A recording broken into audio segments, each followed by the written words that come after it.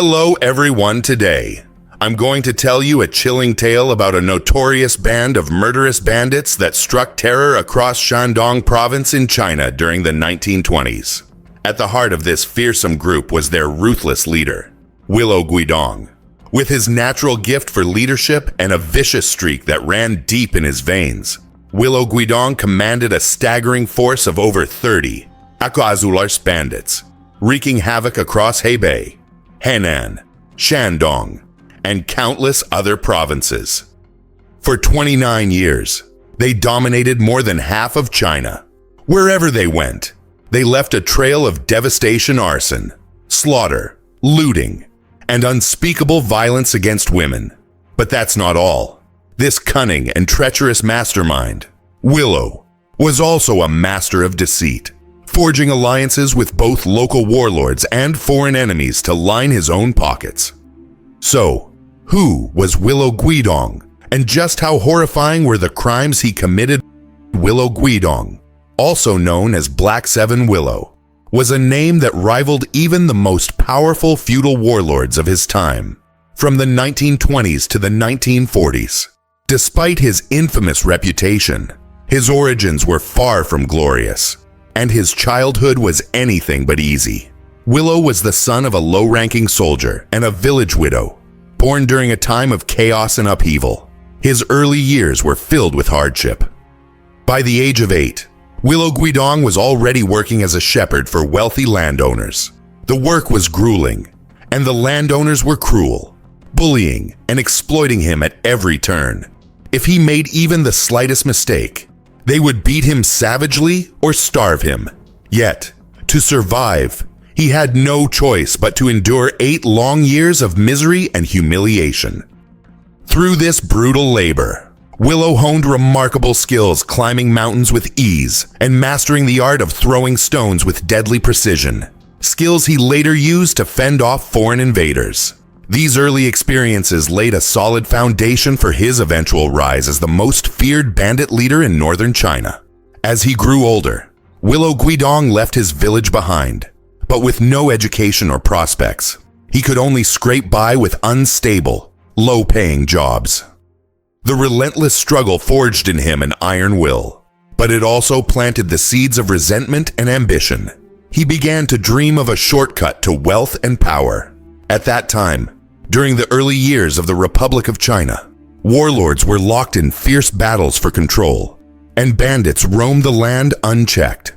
Many of these outlaws set up strongholds in the mountains, brazenly robbing and terrorizing villagers. In Henan, the region where Willow lived, banditry was especially rampant. Seeing these criminals live lavishly without lifting a finger, Willow grew envious and bitter. The idea of becoming a bandit took root in his mind. He rallied a small group of local thugs, forming a gang of 7. Together, they unleashed chaos in the area, committing every crime imaginable. Being the youngest of the group and having a dark complexion, his comrades nicknamed him Black Seven Willow. In those lawless times, outlaws like Willow Guidong were as countless as the stars. Willow, with his cunning, lured these desperados into his fold, tempting them with promises of riches or forcing them through sheer intimidation. In no time, his gang swelled to 300 or 400 men. They rampaged through Henan, robbing, killing, and torching entire villages without a shred of mercy. Though the Qing dynasty was crumbling, it hadn't yet collapsed entirely. But the rampant banditry plaguing the land was too widespread for the Qing forces to quell every gang. Instead, they resorted to executing a few notorious leaders to set an example. Unfortunately for Willow Guidong, he caught their attention. The Qing army launched a fierce crackdown, shattering his gang into pieces. But Willow was no ordinary criminal. He was sharp as a blade. Sensing the tide turning against him, he slipped away in the chaos. Not long after, he joined the ranks of a legendary bandit leader, Sun Meiyao. Yet, Willow, accustomed to being the boss, chafed under someone else's command. Resentment festered, and he began plotting to overthrow Sun.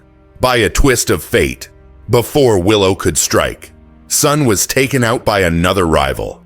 Seizing the moment, Willow claimed the mountain stronghold for himself, rising as the most feared bandit chief in the region.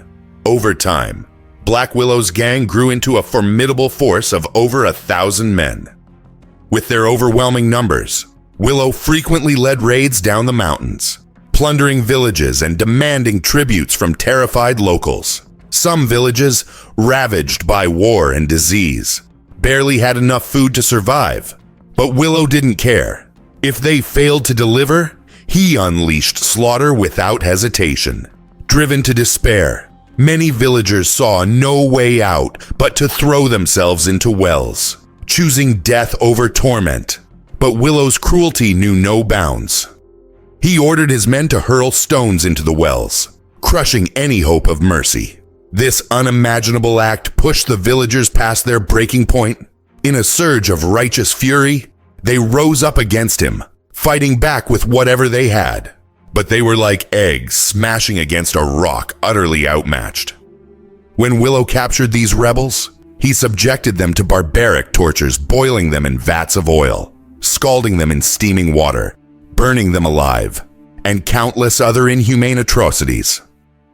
As Willow Guidong's infamy spread, local authorities took notice and sent troops to hunt him down once more. But Willow was as sly as a fox. With his vast stockpile of stolen wealth, he struck a deal with the very soldiers sent to capture him. According to his scheme, the troops would stage a failed raid on his gang. Willow and his men would pretend to flee in fear, leaving behind a cache of weapons and equipment. The soldiers would then retreat, giving Willow the chance to swoop back in, reclaim his gear, and collect the surplus weapons the army conveniently left behind. In exchange, Willow placed a hefty sum of silver at the site. The soldiers, claiming they were still pursuing the bandits, would return to pocket the silver. Through this cunning ploy, Willow lost nothing in fact. His gang gained even more ammunition. Over the next 3 years, he recruited relentlessly, ballooning his gang to over 10,000 men, making it the largest and most terrifying bandit force in Shandong. Now a veritable warlord, Willow Guidong's cruelty grew even more monstrous, his reign of terror unmatched. In January 1926, Willow Guidong unleashed a wave of unspeakable atrocities. When his attack on Mayu village failed, he ordered his thugs to burn it to the ground, slaughtering 393 villagers, wiping out 11 families entirely, and abducting 152 others. Just 3 months later, he struck Dayan village, annihilating 48 of its 92 households, killing 559 of the 637 residents, along with 388 others, in less than 3 years, from 1925 to 1928. In Yemen, Shandong alone, thousands of villages fell victim to Willow's rampage. Over 200,000 homes were reduced to ashes. More than 12,000 innocent people were massacred, and countless women were subjected to horrific violence. Despite knowing of Willow Guidong's barbaric crimes, the warring factions of warlords, locked in their own power struggles, could neither control nor destroy his gang. Unable to ignore his atrocities but powerless to eliminate him outright, the warlord authorities had no choice but to issue a bounty for his capture. This marked a turning point for Willow, who now set his sights on building a lasting power base for his clan. His first move was to bribe Han Fuk, an official in Henan, with 17,000 toils of silver and 200 sacks of flour. But Willow had no intention of serving Han, whom he considered too weak. Instead, he swiftly aligned himself with Chiang Kai-shek's regime, securing a position as commander of the 4th National Division. Soon after, during the Central Plains War, Willow led his forces to crush Feng Yuxiang's army, earning him the title of Steel Division from Chiang Kai-shek himself. Yet, despite the praise, Chiang offered Willow no real rewards, leaving him deeply dissatisfied. When Yan Xinshan rose to prominence with wealth and influence, Willow didn't hesitate to betray Chiang and join Yan's faction. Yan immediately appointed him commander of the 26th Army and equipped him with machine guns and mortars to bolster his strength. Once again, Willow's influence surged, but his loyalty to Yan was short-lived. Unable to suppress his predatory instincts, he resumed plundering, causing endless trouble for Yan. Furious, Yan tried to rein him in by ordering Willow to return to Shaanxi under the pretext of caring for his sick family. But Willow, having tasted power, wasn't about to retreat so easily.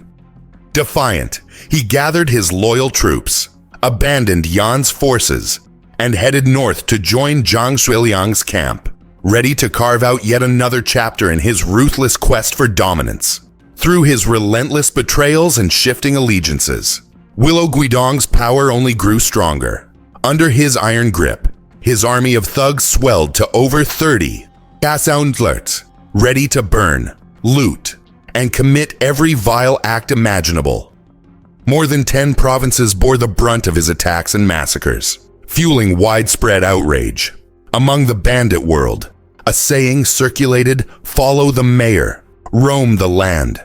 It spoke not only to Willow Guidong's savage dominance, but also to the terrifying reach of his influence. Soon after, his reputation as a treacherous turncoat earned him the deep contempt of Chiang Kai-shek's regime. Determined to crush him, Chiang dispatched a massive army to take him down. In no time, Willow's tens of thousands of bandits were decimated, leaving his gang with just 2,000 men. Panicked, Willow fled back to his old haunts in Shandong. But even there, he couldn't resist resuming his spree of atrocities. What he didn't anticipate was that he'd caught the eye of a powerful foe, none other than Han Fuch, the governor of Shandong. To Han, Willow's presence was a direct threat to his interests, and the sting of Willow's earlier betrayal still burned.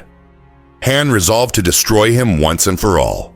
But Willow, seasoned from years of operating in the rugged mountains and intimately familiar with the terrain, proved elusive. Despite Han's repeated attempts to encircle him, Willow always slipped away. Frustrated, Han Fuch changed tactics. He kidnapped one of Willow's wives, hoping to force him into surrender. But Han underestimated Willow's callousness. Willow had many wives and cared little for the fate of just one. Undeterred, Han devised a new plan. Learning that Willow was deeply devoted to his mother, Han had her abducted, demanding Willow's surrender. This time, the ploy worked. Out of love for his mother, Willow gave himself up without hesitation. Han, seizing the opportunity, appointed him deputy commander of the Shandong Defense Force. Yet, true to form, Willow couldn't abandon his bandit ways. He resumed his old habits of arson, murder, and plunder. Han, realizing Willow's reckless brutality was impossible to control, cut off his supply of weapons, ammunition, and food. Predictably, this pushed Willow to betray Han once again. Willow openly sided with Han Fuch's enemies, igniting Han's fury. Han ordered a plot to assassinate him, but the cunning Willow slipped through the trap yet again. He fled to Hebei, pledging loyalty to the governor of Shanxi, Song Jian, who made him commander of bandit suppression in Zedong. The irony was laughable, a notorious bandit now tasked with hunting his own kind. But, as always, Willow's loyalty was fleeting. When Song Jian's forces cornered him on a mountain in Nankou, with his army on the brink of annihilation, Willow didn't hesitate. He ordered his men to abandon everything and flee. And by everything, Willow meant not just guns, horses, and ammunition, but also his own wives and children, left behind without a second thought. Willow Guidong took the lead with ruthless precision. He personally executed all his wives, then turned the machine guns on his own men, mowing them down in an instant. With these brutal and animalistic tactics, he slipped through the encirclement of Song's forces without a hitch. A few months later, Willow slunk back to his old hideout in Shandong, but Han Fuch's grudge against him still burned fiercely. Determined to capture him alive, Han mobilized 5 divisions, personally overseeing the operation. He deployed bulldozers along the mountain passes and, to block Willow's escape into the highlands, summoned the Navy from Qingdao to seal off the ports and coastal routes. The Nanning authorities even sent aircraft to support the Haifu region. Under this relentless three-pronged assault by sea, land, and air, Willow's forces were devastated, reduced to fewer than 100 men. Realizing the situation was dire, Willow disguised himself and fled by sea to Tianjin. When Han Fuku got wind of this, he immediately dispatched assassins to Tianjin to finish him off. But Willow's luck was uncanny, though gravely wounded. He clung to life. While nursing his injuries, he began searching for a new patron. He knew his repeated betrayals had made him a pariah among China's warlords, with few willing to take him in. So, in a final act of treachery, Willow turned traitor, becoming a collaborator for the Japanese, a despised Great Han traitor. Serving the Japanese emperor, he repeatedly attacked Han Chinese forces, mercilessly crushing those resisting Japanese occupation. Under Japan's protection, his gang ballooned back to 30,000 its men. But, as his numbers swelled, Willow's old habits resurfaced. He soon clashed with his Japanese masters and defected yet again, this time to Yu Suizhong, the commander-in-chief of the Lusu region. Though he pledged to fight alongside Yu against the Japanese, Willow's supposed resistance was a sham, a cover for his true aim of seizing control of Lusu and overthrowing Yu. In 1939, the 115th Division marched into southern Lusu, establishing an anti-Japanese base at Baotu. But Willow Guidong had already entrenched himself there. As Han Chinese forces advanced, Willow's true colors began to show. By 1940, he surrendered to the Japanese yet again, while secretly aligning with the Nationalist Party. In areas controlled by Chiang, he proclaimed himself a commander of the Central Army. In enemy territory, he styled himself a commander of the Japanese Emperor's forces. Astonishingly, his entire army was equipped with 2 sets of uniforms, one yellow, one gray, allowing them to draw supplies from both the nationalists and the Japanese. Throughout this period, Willow Guidong unleashed a torrent of atrocities. He massacred anti-Japanese civilians, sabotaging the resistance effort. The infamous Tagu incident was his handiwork. In 1940, he led a northern raid on the Han Chinese 3rd Team at Tagu, resulting in the deaths of over 200 cadres and ethnic soldiers. That same November, he burned more than 60 villages to the ground. He repeatedly attacked his own people's forces, brutally rounding up members of underground anti-Japanese organizations. Those caught were buried alive in savage executions. Beyond targeting resistance fighters, Willow preyed on villagers. Wherever he went, his men plundered mercilessly. No beautiful woman in a village was safe from his grasp. Those who submitted were taken as concubines. Those who resisted were raped and slaughtered. Incomplete records estimate that Willow killed thousands of women, with around 80 forced to become his concubines. Yet, life for these women was far from bearable. Willow treated them like caged animals, locked away in his compounds. Unbeknownst to him, their suffering fueled rebellion. Unable to endure his cruelty, they secretly conspired with his guards, ensuring that none of the children they bore were his. For 29 years, Willow Guidong terrorized China, slaughtering over 200 Taodalan civilians and orchestrating countless village massacres. His relentless sabotage of the anti-Japanese resistance could not go unpunished. On January 15th, 1943, the Linan Military District, alongside local armed forces, stormed his stronghold. In just 2 hours, the regular army obliterated most of Willow's gang. As the tide turned against him, Willow fled to the mountains, but the pursuing forces hunted him down and killed him on Juzi Mountain, finally ending his 29-year reign of terror that had ravaged half of China. The story of Willow Guidong's bandit empire, once rivaling a regular army, still sends chills through those who hear it. The sole redeeming trait in his life was his filial devotion, but it pales against the monstrous, frenzied crimes of a man who abandoned all humanity and loyalty. Willow Guidong's end serves as a stark reminder no matter how long injustice persists, it will inevitably fall to justice. What do you think of Willow Guidong's bandit gang?